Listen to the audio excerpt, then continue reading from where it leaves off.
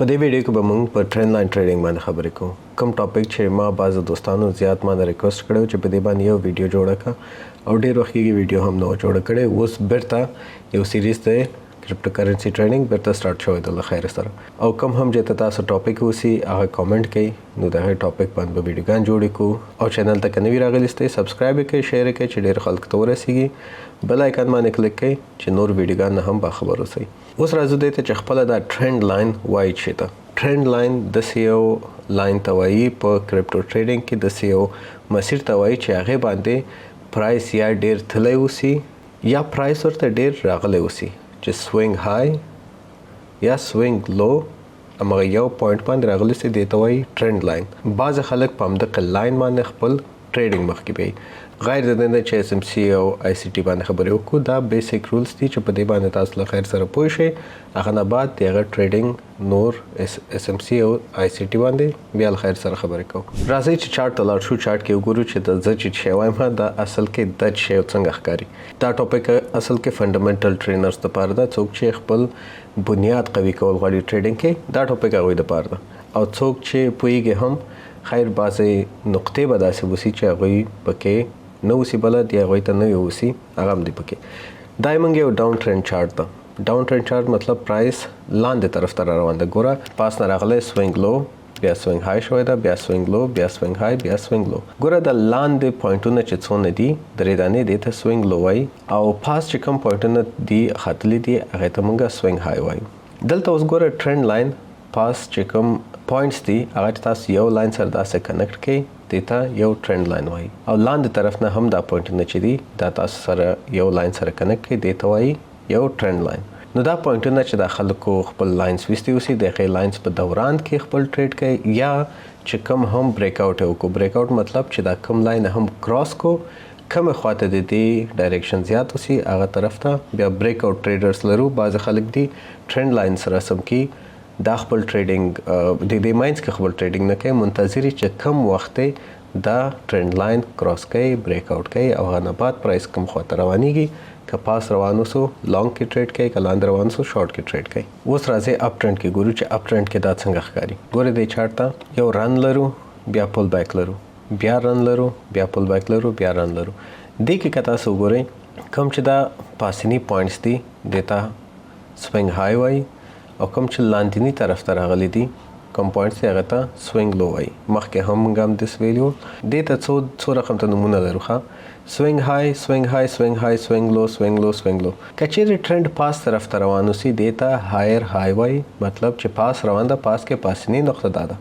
چې لاندې روان اوسي بیا هغه پاس ټرند کې اپ ټرند کې کله چې بیا لاندې راغی دې ته وایي هایر لو، مطلب په اپ ټرند کې لاندې راغلی. بیا چې کله پاس لاړو یعنی اپ لاړو او دا نقطه یې د شاتني چې کومه نقطه ول هغه یې کراس کړله هغه ته وایي هایر های، مطلب دا بله جګترینه نقطه جوړه شوه چې مخکې نقطه هغه ځای ته نه ورسېدلی. بیا راځي هایر لو، همداسې هایر های هایر لو رواني تر څو چې دا نقطه بیرته کراس کړي. مثلا دا پوینټ ده که دا پرایس دې ځای نه راغلی و لاندې دلته، نو دا به وایي موږ لوور لو جوړېدو. یو خبره اورئ چې دا پرایس همیشه دغسې یو منظم لاین کې نه اوسي روان. دا خو اوس د زده کړې دپاره داسې چارټ زه تاسو ته ښیم. دا چې تاسو چارټس ته لاړ شئ هغلته ګورئ چې بعض ځایانو کې بیخي هغه پوینټ ټچ کېږي هم نه. راځئ یو چارټ ته لاړ شو. ګوره چارټ کې چې راشئ تاسو دلته ګورئ یو اپ ټرند روان ده، چې زه یې راواخلم لاین دې ځای نه راواخلم دې پوینټ ته او راشم داسې لاندې، او بل لاین راواخلم د سوینګ های او سوینګ لو قصه ده، نو د سوینګ لو نه به راواخلم یو دانه. اوس دلته ګورئ ما پوینټ یوه لکه راغیستی دې ځای نه سوینګ های ده، سوینګ لو ده، سوینګ های ده، سوینګ لو ده، سوینګ های ده، بیا سوینګ لو ده راغلی ده، لو کې بیا کراس شوی ده. موږ هایر لو چې مخکې و هغه یې کراس کړی ده، بل لوور لو یې جوړ کړی ده، هغه نه بعد بیا ډاون ټرند روان شوی ده. اوس دلته دې پوینټونو کې ګورئ دا پوینټ بیخي ټچ شوی نه ده، دې پوینټ ویکس صرف راغلی دی، دا باډي بیخي ټچ شوی نه ده لاین سره. د دې هم ویک را کراس کړی ده، بیرته راغلی دلته کراس شوی. دلته ګوره دا پوینټ پاس تللی نه ده، د دې هم صرف ویک ټچ شوی ده. نو یعنې 100% داسې نه ده چې دا هر یو به همدقسې باډي به د ټرند لاین سره ټچ شوی اوسي.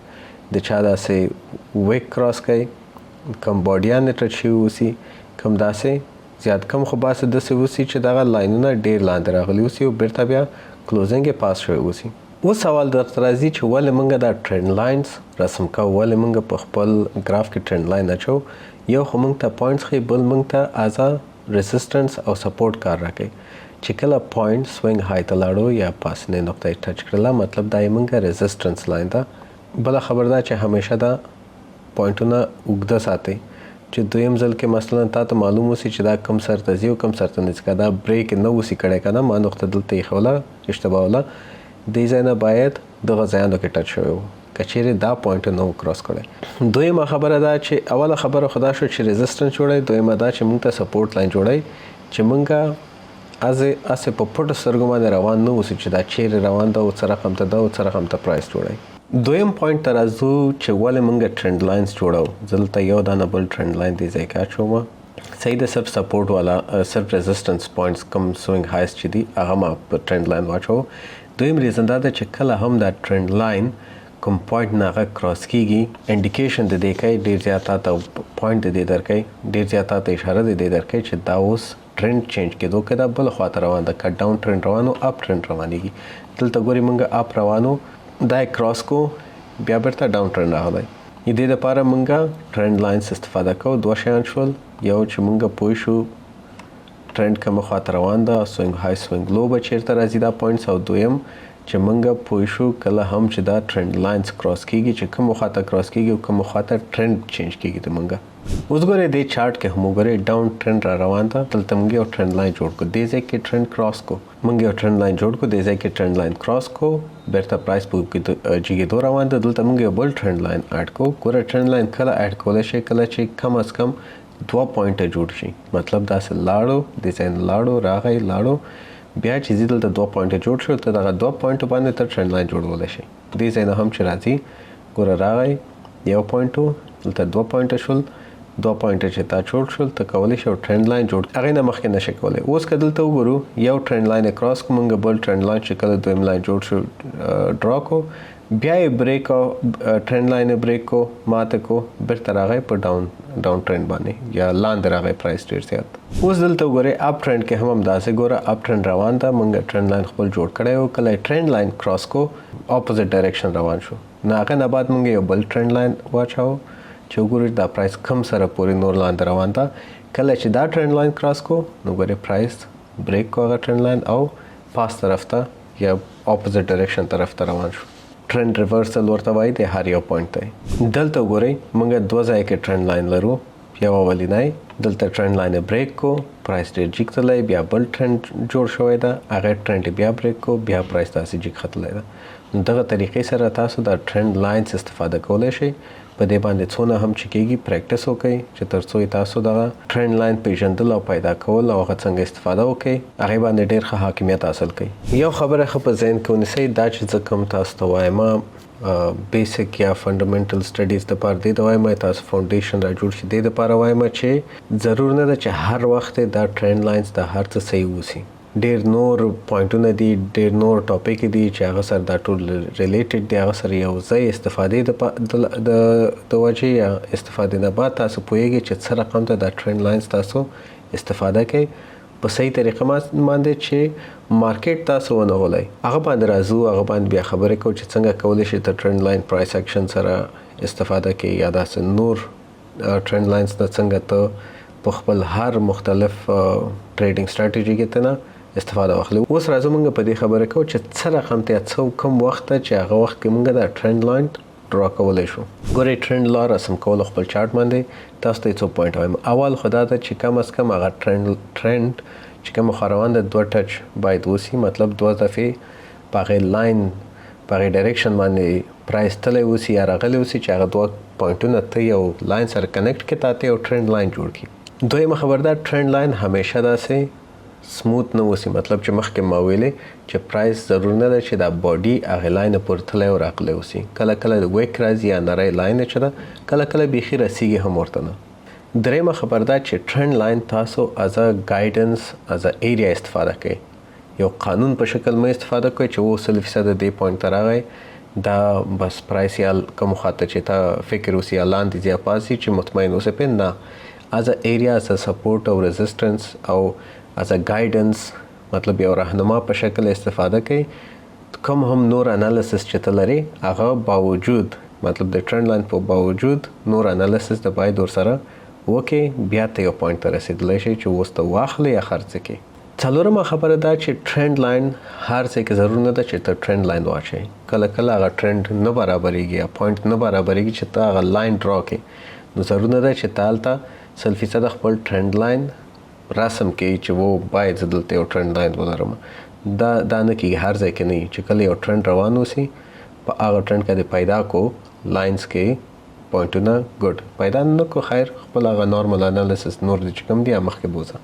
دې چارت ګوره دلته موږ نارمل یو ډاون ټرند لاین لرو. ګوره دا لاین هم بیا هم تاسو به ډېر داسې اوږد رسم کوئ چې هغه لاین یو بل سره دوباره چې هغه لاین راځي تاسو ته معلوم اوسي چې دې پوینټ پورې راتګ شي. دې نه مخکې موږ درلودو یو وړکی اپ ټرند. ګوره دا 2 پوینټ ول دا موږ رسم کو هغه چې کراس کړل پوه شولو چې والا اوس دغه ټرند مخکې نه سي ټرند بله خواته روان ده. دې نه مخکې موږ کولی شو چې هغه ټرند لاین رسم کړو. مثلا دا پوینټونه سره یو ځای کړو چې یو دفعه راغلی ده بیا راغلی ده دریم ځل هم کیدی شي دې پوینټ ته راورسیږي. نو کله چې دا موږ اولنی ټرند لاین چې دلته رسم کړو دا یې کراس کړو نو دا پوینټ بیا دویم پوینټ ته. مخکې مو ویلی چې دا همیشه ویک یا کینډل سټیک یا باډي چې کوم د کینډل سټیک ده هغه تاسو ټرند لاین ټچ کوئ نه. ګورئ دلته ډېر یو ښایسته اګزامپل تاسو در کومه. ګورئ یو ډاون ټرند روان ده سوینګ های کې هم ما کنیکټ کړي یو لاین سره او سوینګ لو هم موږ کنیکټ کړي یو لاین سره. اوس دلته وګورئ سوینګ های کې دې پوینټ ته وګورئ تاسو بیخي پاس راغلی نه ده ټچ کړی نه ده. دویم هغه نه بعد چې وګورئ د هغه صرف ویک راغلی ده ټچ کړی ده. موږ خپله کینډل سټیک باډي نه ده ټچ کړی. همدغه شکل باندې لاندې طرف ته تاسو وګورئ دا اولنی چې لاندې راغلی دي نو ټچینګ موږ ټرند لاین بیخي ټچ کړی نه ده. سوینګ لو دویم ټچ کړی ده. دریم چې دا ویک صرف ټچ کړی ده. څلورم کې وګورئ موږ بیا دوه کینډل سټیک باډي ټچ کړي دي. پنځم کې چې بیا وګورئ بیا یې بیخي نه ده ټچ کړی. دې مطلب دا نه ده چې دا ټرند لاین تاسو غلط ده. ما تاسو ویلی چې لاین همیشه تاسو ته پرفیکټ نه راځي. ډېر کله به جیږي کله به ټیټي کله به ویک رسیږي کله به ویک هم نه رسیږي خو مقصد ډایرکشن یې سیم اوسي. ګورئ په دې لاین کې اوس وګورئ اول لاین کې موږ صرف ویک ټچ شوی ده آخري ځای. دویم کې بیخي ټچینګ نه ده شوی بیخي سره رسیدلی نه ده لاین ته. دریم کې بیا باډي ټچ شوی. څلورم کې بیا موږ صرف ویک ټچ شوی ده فول کینډل نه ده رسیدلی. په همدغه شکل باندې لاندې هم اول کې ویک اینډ صرف ټچ کړی ده. دویم کې ویک لاندې راغلی ده. دریم کې ویک لاندې راغلی ده. څلورم کې صرف ویک ټچ کړی ده. ټرند لاین صرف تاسو از ا ګایډنس یو راهنما په شکل استفاده کوئ چې هغه تاسو ته معلومات درکړي چې کومه خواته پرایس روان دی کوم پوینټونو نه جګیږي او راټیټیږي به 100% به دا نه وایي چې دا قدمه لاین ده او په دغه باندې به زه ټریډینګ کوم. دا د موږ ټرند لاین چې څه رقم ته تاسو استفاده کولی شئ او کومه څه تاسو ډرا کولی شئ. موږ به بله ویډیو له خیر سره ټرند لاین او پرایس اکشن یو ځای څه رقم ته استفاده کوي په هغه باندې به بیا له خیر سره خبرې کوو. څه هم که زده کړي اوسئ او پوهیږئ چې دا ټاپک مهم او مفید و بل چا هم ته زده کولی شي شیر کړئ هغوی سره او چینل فالو کړئ. بل آیکن باندې کلیک کړئ چې کوم هم زه بله ویډیو اپلوډوم تاسو ته راورسیږي.